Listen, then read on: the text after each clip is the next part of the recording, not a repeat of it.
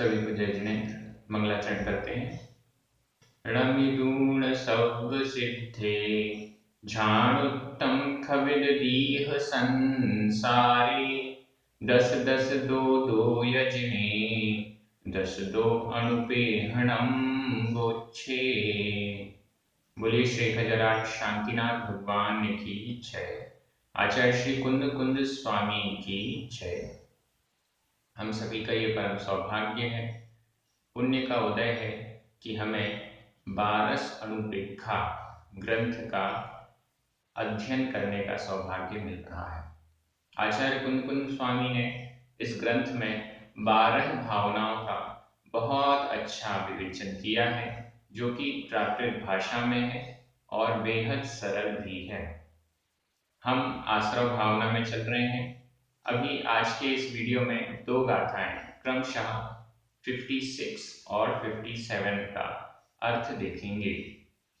अपने अध्ययन की पद्धति एक एक शब्द का अर्थ और विश्लेषण। चलिए शुरू करते हैं। गाथा क्रमांक 56। उच्चारण। जम्म समुद्रे बहुदोष वीचिये। वीचिये, यहाँ बा में बड़ी ई है। वीचिये। दुख जलचराकिण्णे। दुख जलचराकिण्णे। जीवस्य परिभ्रमणम्। परिभ्रमणम्। कम्मासव कारणम्। कम्मासव कारणम् होति। जम्म समुद्रे बहुदोष। जम्म समुद्रे बहुदोष वीचिये। वीचिये दुख जलचराकिण्णे। वीचिये दुख जलचराकिण्णे। जीवस्य परिभ्रमणम्। जीवस्य परिभ्रमणम्। कम्मासव कारणम् होति। कम्मासव कारणम् होति। बहुत अच्छी और एकदम सरल स्पष्ट गाथा है। आचार्य कुंद कुंद स्वामी इस गाथा में कह रहे हैं कि यह जीव संसार रूपी समुद्र में भटकता है। क्यों भटकता है, उसका कारण क्या है? चलिए अर्थ देखते हैं। बहुत अच्छा अर्थ है। जम्म समुद्रे। जम्म समुद्रे। जन्म जन्म। समुद्रे समुद्र में। जन्म रूपी समुद्र में। समुद्रे यहाँ पर सप्तमी का एक वचन है। आगे भी देखिए, बहुदोष वीचिये दुख जलचराकिण्णे। इन दोनों शब्दों में भी सप्तमी का एक वचन है। जन्म समुद्रे, जन्म रूपी समुद्र में।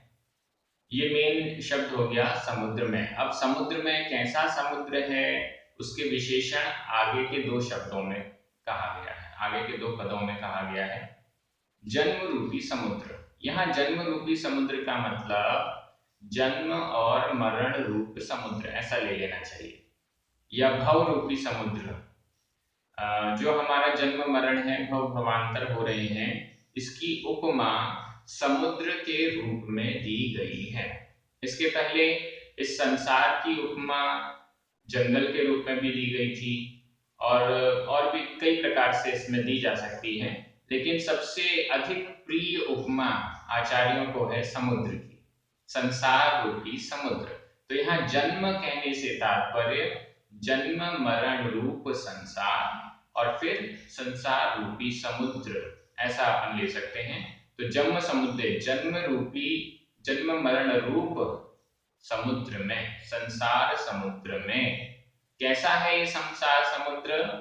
बहुदोष वीचिये। बहुदोष वीचिये। समुद्र में वीची होती है। वीची, वीची का मतलब होता है लहर, तरंग, तरंगें होती हैं, वेव्स होते हैं। तो वैसे ही इस संसार रूपी समुद्र में क्या है? इस संसार रूपी समुद्र में भी बहुदोष वीचिये। बहुदोष, बहुत सारे दोष यानी दोष मतलब दोष रूप, गलतियों रूप बीचियां हैं, लहरें हैं। जैसे समुद्र में लहरें उठती रहती हैं, वैसे ही संसार रूपी समुद्र में बहुत प्रकार के दोषों रूपी लहरें हैं। मतलब इस संसार में हम रहते हैं तो बहुत प्रकार के दोष, गलतियां करते रहते हैं, बहुत सारी गलतियां हमसे होती रहती हैं। तो बहुदोष बीची, यहाँ पर य बीची ये जो है यह स्वार्थिक प्रत्यय है।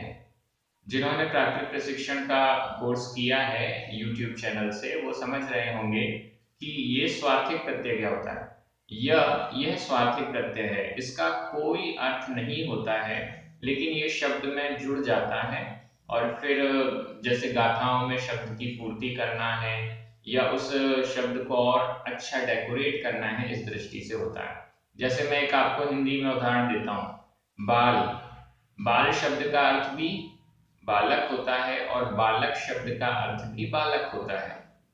यहाँ जो क यह प्रत्यय जुड़ा हुआ है, यह भी स्वार्थिक प्रत्यय है। ऐसे बहुत सारे स्वार्थिक प्रत्यय जुड़ते हैं। बीचिए, यहाँ पर ये स्वार्थक है। बहुदोष बीचिए, ये समुद्र कैसा है, बहुत दोषों रूपी लहरों से सहित है, ऐसे संसार समुद्र में। अब तीसरा विशेषण देखिए, दुख जलचरा किन्ने, संधि विच्छेद करना पड़ेगा।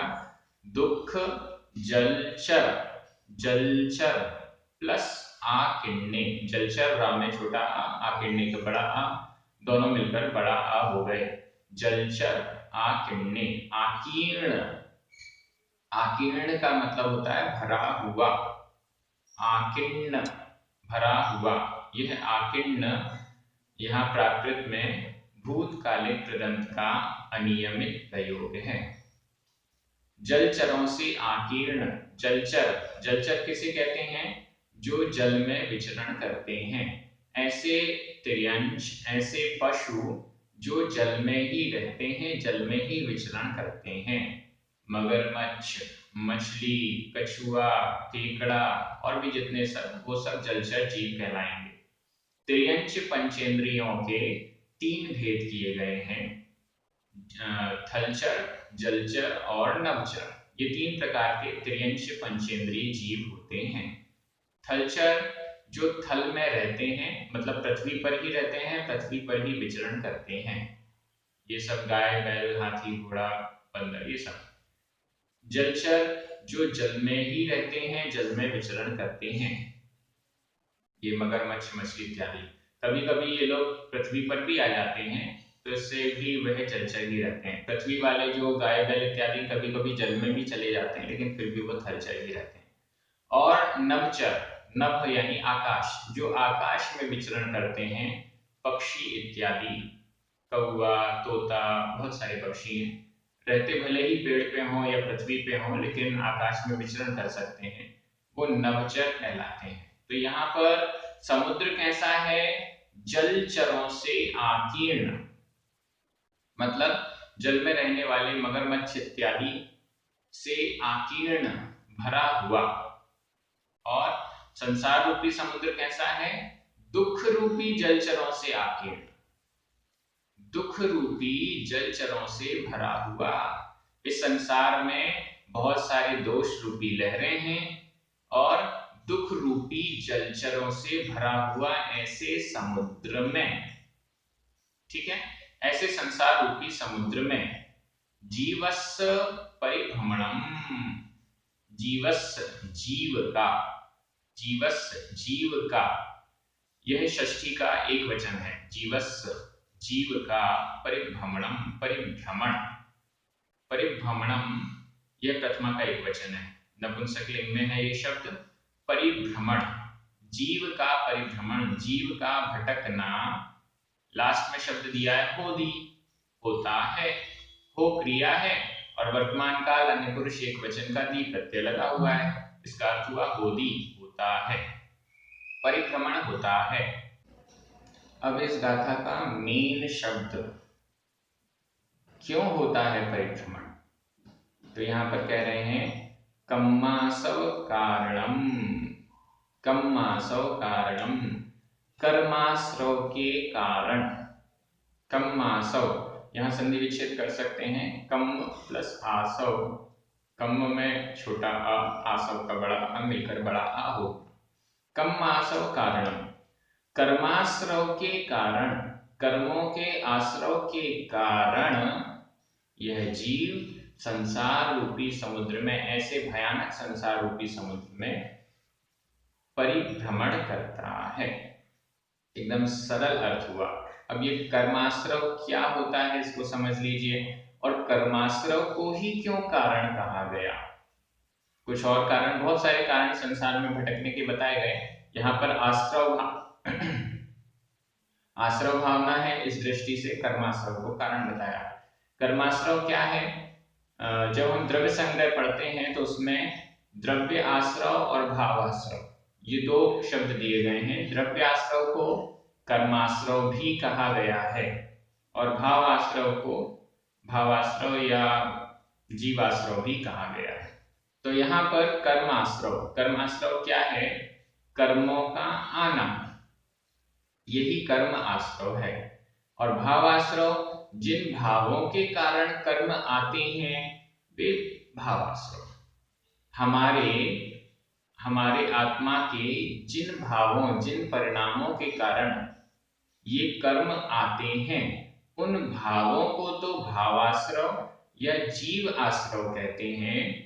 और जो कर्मों का आना, यह प्रोसेस होती है। कर्मों का आना का मतलब कहीं बाहर से, दूर से घूम फिर के कर्म आते हो, ऐसा नहीं है। जहां पर जिन प्रदेशों में हम हैं, आत्मा है, उसी प्रदेश में जो कर्म हैं वो कर्मण वर्गणा रूप से बन जाते हैं। कर्मण वर्गणा बन जाते हैं मतलब वो कर्म रूप से बंधने के लिए रेडी हो जाते हैं। इसको कर्माश्रव कहते हैं।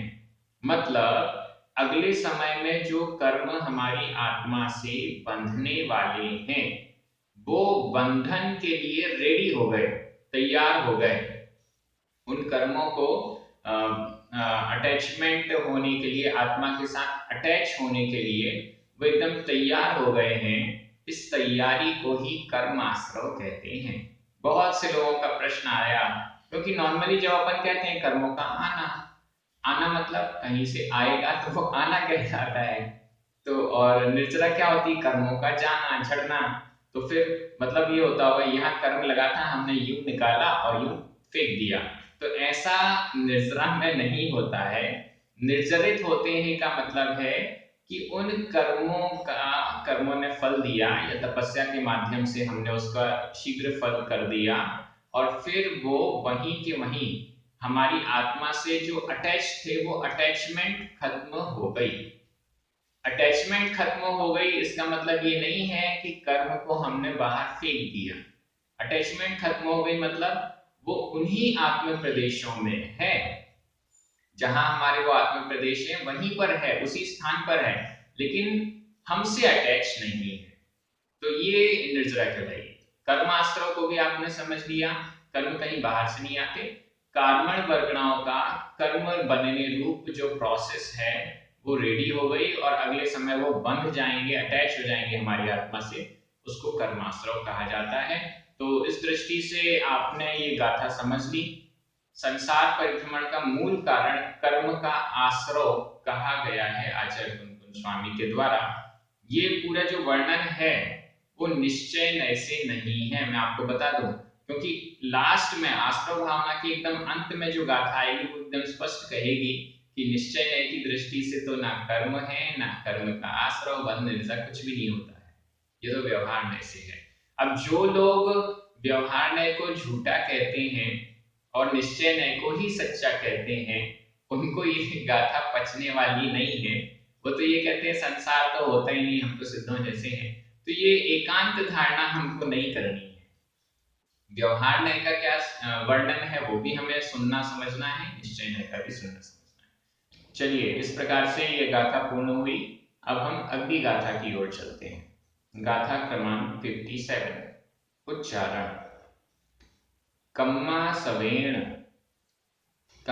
सवेण जीवो बूडदी भूडदी, यहाँ पर बा में बड़े ऊ की मात्रा है। भूडदी संसार सागरे घोरे, जम णाण वसम किरिया किरिया, मोक्ष निमित्तम परंपरया कम्मासवेण जीवो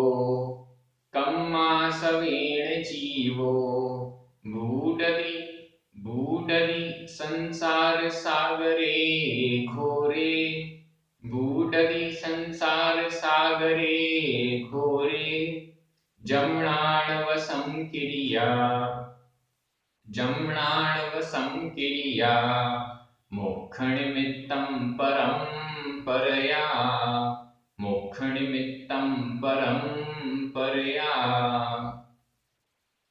ये गाथा बहुत इंपॉर्टेंट है। कर्माश्रव की चर्चा चल रही थी। कर्माश्रव के कारण यह जीव संसार में परिभ्रमण करता है। अब यहाँ पर और स्पष्ट कर रहे हैं और बचने का उपाय भी बताने का प्रयास यहाँ किया गया है। कम्मासवेण कर्माश्रव के द्वारा, यहाँ भी संधि विच्छेद अगर करने कम्म प्लस आसव, कम्मासवेण यह तृतीया का एक वचन हो गया। कर्माश्रव के द्वारा जीव बूढ़दी डूबता है। कर्माश्रव के द्वारा यह जीव डूबता है। बूढ़दी वर्तमान काल अन्य पुरुष एक वचन का दी प्रत्यय यहाँ पर प्रयोग हुआ है। बूढ़दी डूबता है। कहाँ डूबता है? संसार सागरे घोरे, घोर संसार रूपी सागर में। घोर प्रचंड, भयानक, डरावने, ऐसे संसार रूपी सागर में। संसार सागरे सप्तमी का एक वचन है और इसका विशेषण है घोरे, इसमें भी सप्तमी का एक वचन है। घोर संसार रूपी समुद्र में कर्म आश्रव के कारण जीव डूबता है।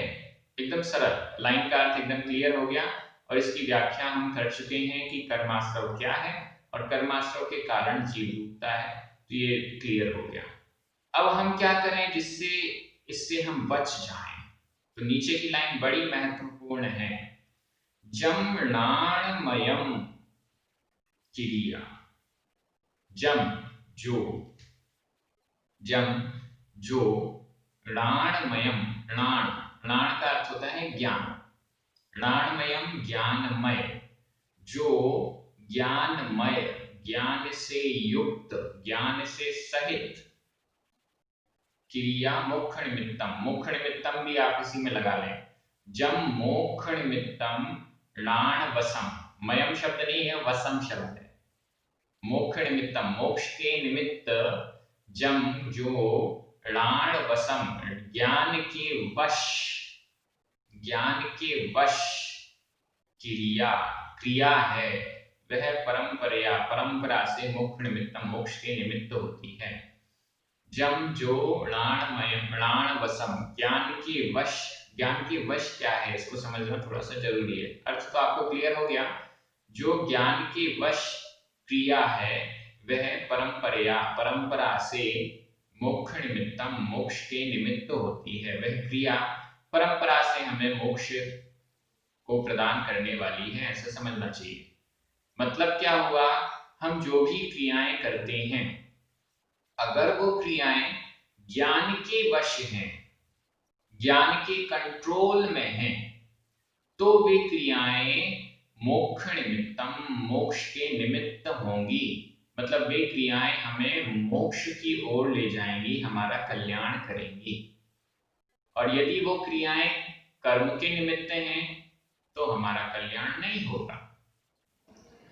आचार्य कुंद स्वामी कितना सरल और स्पष्ट कह रहे हैं, बहुत आसानी से कह रहे हैं, लॉजिकली कह रहे हैं।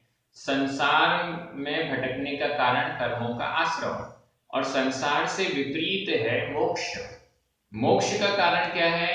कर्माश्रव से उल्टा। मतलब ज्ञान के वश, ज्ञान के कंट्रोल में होने वाली क्रिया। संसार में भटकने वाला, भटकाने वाला, कर्म के वश होने वाली क्रिया। और संसार से बचाना और मोक्ष के निमित्त, मोक्ष पहुंचाने वाला, ज्ञान के वश होने वाली क्रिया। जो कर्माश्रव है वो क्या है? आश्रव है मन, वचन और काय के निमित्त से आत्मा के प्रदेशों में जो परिस्पंदन होता है। परिस्पंदन का मतलब है हलन चलन, हलन चलन मतलब क्रिया।